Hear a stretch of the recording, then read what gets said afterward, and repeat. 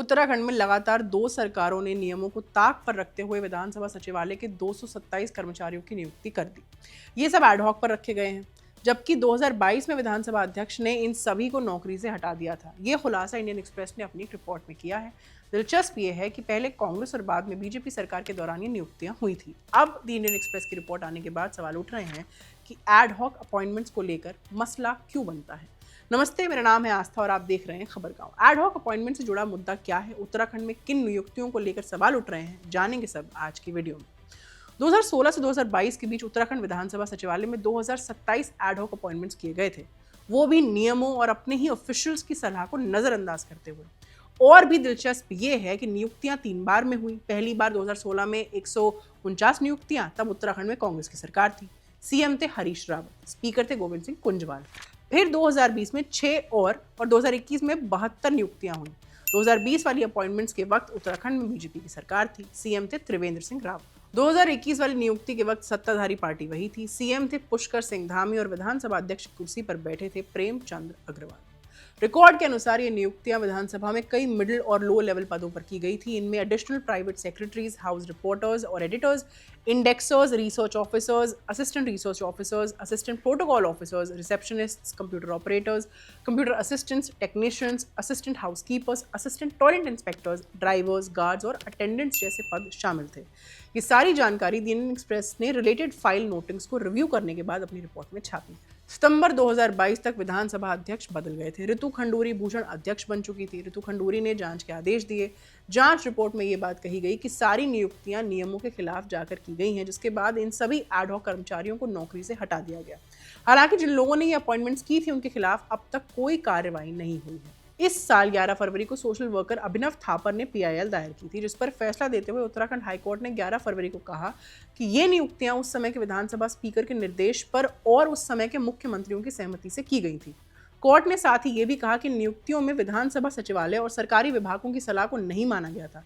हालांकि विधानसभा सचिवालय के रुख का हवाला देते हुए हाईकोर्ट ने कहा कि वो इस मामले की आगे जांच करना उचित नहीं समझता और इस मुद्दे को यहीं खत्म करना सही मानता है। इसके बाद एक रिटन रिप्लाई में विधानसभा स्पीकर ऋतु खंडूरी ने बताया कि सीएम ने 1 सितंबर 2022 को उन्हें विधानसभा में इलीगल रिक्रूटमेंट्स के आरोपों की जांच करने के लिए पत्र लिखा था, जिसके बाद उन्होंने सीनियर रिटायर्ड ऑफिसर्स की कमेटी बनाई। इस कमेटी ने पाया कि 228 लोगों की भर्ती नियमों के खिलाफ की गई थी और उसमें संविधान के आर्टिकल 14 और 16 का उल्लंघन हुआ। इसीलिए कमेटी ने रेकमेंड किया कि इन सभी इलीगल रिक्रूटमेंट्स को खत्म किया जाए। भूषण ने अपने जवाब में लिखा, चूंकि ये नियुक्तियां मुख्यमंत्री की सहमति से की गई थी, इसीलिए इन्हें खत्म करने से पहले उसी अथॉरिटी से मंजूरी लेना जरूरी था। समिति की रिकमेंडेशंस को मंजूरी दे दी गई, जिसके बाद इन अपॉइंटमेंट्स को टर्मिनेट कर दिया गया।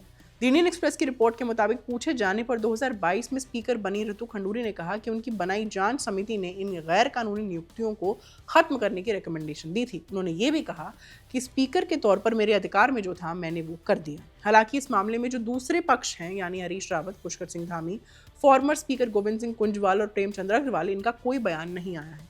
द इंडियन एक्सप्रेस ने भी लिखा है कि इन नेताओं ने एक्सप्रेस के सवालों का जवाब नहीं दिया। प्रेमचंद अग्रवाल और गोविंद सिंह कुंजवाली ऐसे स्पीकर्स नहीं थे जिन्होंने एडहॉक नियुक्तियों को मंजूरी दी थी। 2011 के रिक्रूटमेंट रूल्स से पहले 2001 से 2007 के बीच उत्तराखंड के नए विधानसभा सचिवालय में 161 एडहॉक नियुक्तियां की गई थी। इसके अलावा 2013-14 में भी 8 और एडहॉक अपॉइंटमेंट्स की गई।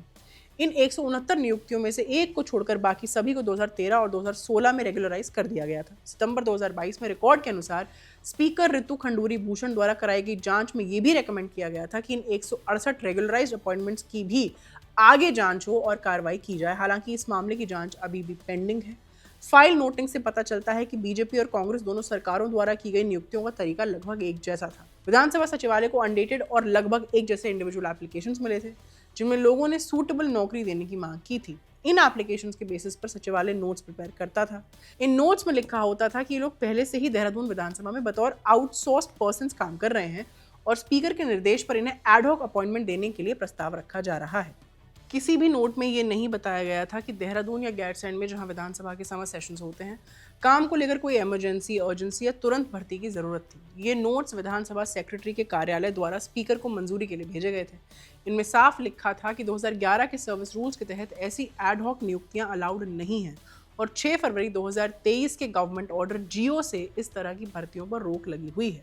इसके बावजूद स्पीकर ने फाइल्स पर ऑर्डर्स पास किए। इसके बाद इन अपॉइंटमेंट्स के लिए ऑफिस ऑर्डर्स जारी किए गए और बाद में राज्य सरकार से औपचारिक मंजूरी एक्स पोस्ट फैक्टो अप्रूवल के लिए फाइल्स भेजी गई। हालांकि राज्य के पर्सनल और फाइनेंस डिपार्टमेंट ने नियमों का हवाला देते हुए आपत्ति जताई। उन्होंने कहा कि अपॉइंटमेंट्स केवल direct recruitment, promotion, transfer, deputation या अब्जॉर्प्शन के जरिए ही हो सकते हैं और इसमें एसटी, एससी, ओबीसी और बाकी रिजर्व कैटेगरीज के लिए रिजर्वेशन देना जरूरी होता है।